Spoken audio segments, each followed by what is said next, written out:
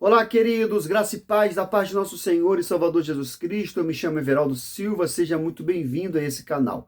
Nesse vídeo falaremos sobre o Salmo do Rei Davi, o Salmo 23, onde ele relatou nas cartas, dizendo que o Senhor é o meu pastor e nada me faltará. Eu te faço a seguinte pergunta: se o Senhor é o teu pastor, por que as coisas te faltam? Se você não é inscrito no canal, aproveita este momento, aqui embaixo já vai se inscrevendo, dando aquele joinha, compartilhando para que vidas sejam alcançadas e edificadas pela palavra do Senhor.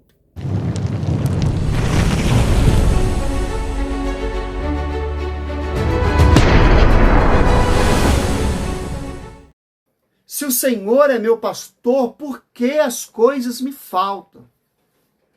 O Senhor é meu pastor, nada me faltará. Salmos 23, do 1 em diante. Esse salmo escrito pelo rei Davi é um dos textos mais conhecidos da Bíblia.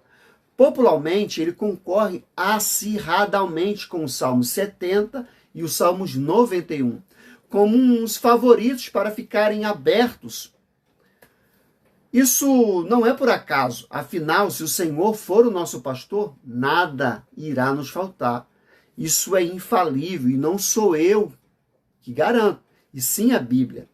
Mas parece que nem sempre as coisas acontecem dessa maneira. Então, vem logo a grande pergunta: o que aconteceu? A Bíblia errou? A verdade é que ao longo do tempo nós costumamos adaptar as coisas da forma que mais nos convém. Esse versículo é um dentre muitos casos que vivemos numa época em que o poder de Deus é vendido a preço de atacado. Então o que fazem?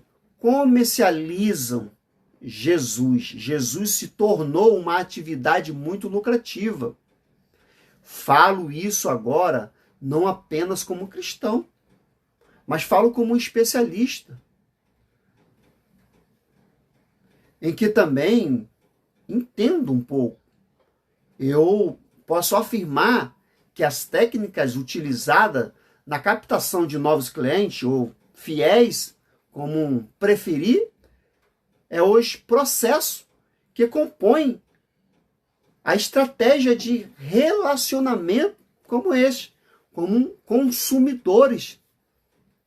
Não são dignos de compor o plano, isso de marketing, de uma grande empresa, mas acredito que se tem algo em que essa pessoa falha, é o que? É o pós-venda.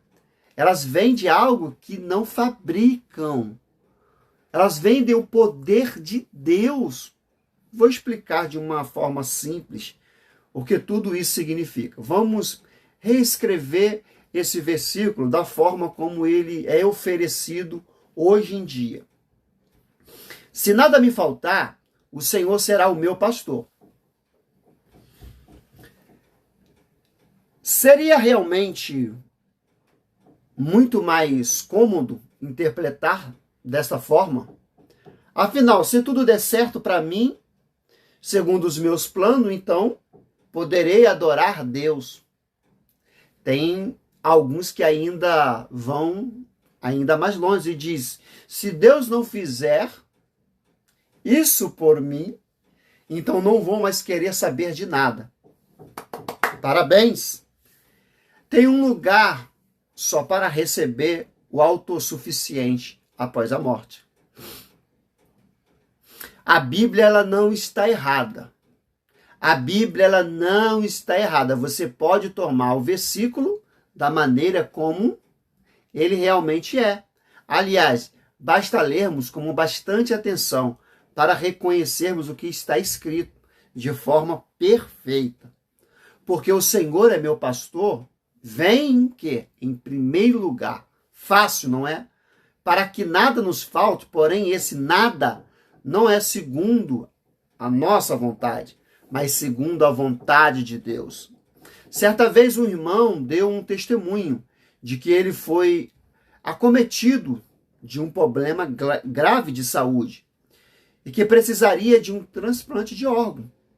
Isso o deixou totalmente debilitado. Porém, Deus falou com ele diversas vezes que tudo ficaria bem.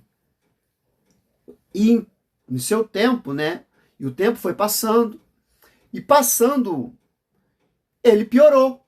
E Deus tranquilizando com sua palavra. Agora vem a pergunta: o que aconteceu? Ele foi curado?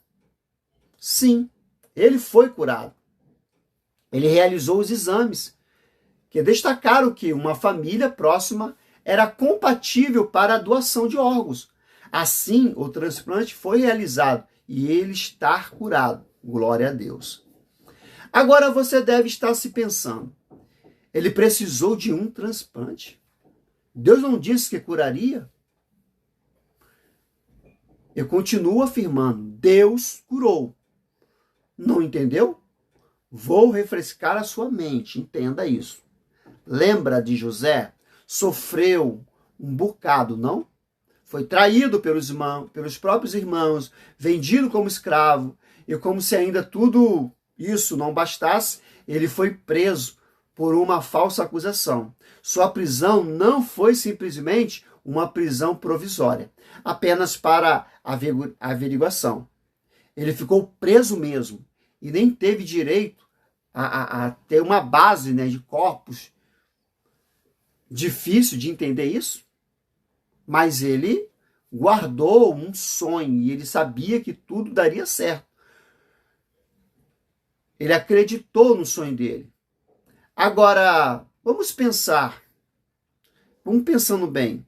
Deus não poderia ter transformado em um governador do Egito sem precisar de tudo isso? Sim ou não? Apesar de um estalar de dedo, claro que sim.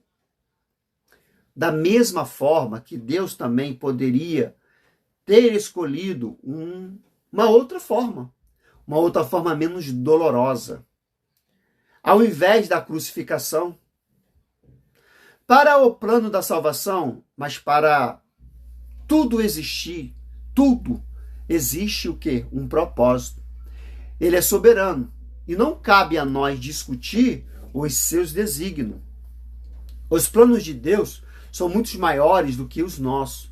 Deus, ele não precisa, né, de um transplante. Ele não precisa de um transplante de órgão para curar alguém. Mas ele sabe de coisas que nós não sabemos. Muitas das vezes, os grandes sofrimentos são necessários para reafirmar que em nossa própria vida a condição de ovelha é guiada por um pastor. Mesmo que às vezes ele corte a nossa lã. E ele não faz isso para nós passarmos frio, mas sim porque ele sabe que uma nova lã crescerá, tornando uma nova história ainda mais extraordinária, e nos dando a certeza inconfundível de que o Senhor for o nosso pastor, então de maneira alguma nada nos faltará, pois a presença dele sempre será constante na nossa vida, pois nós somos ovelha do seu rebanho.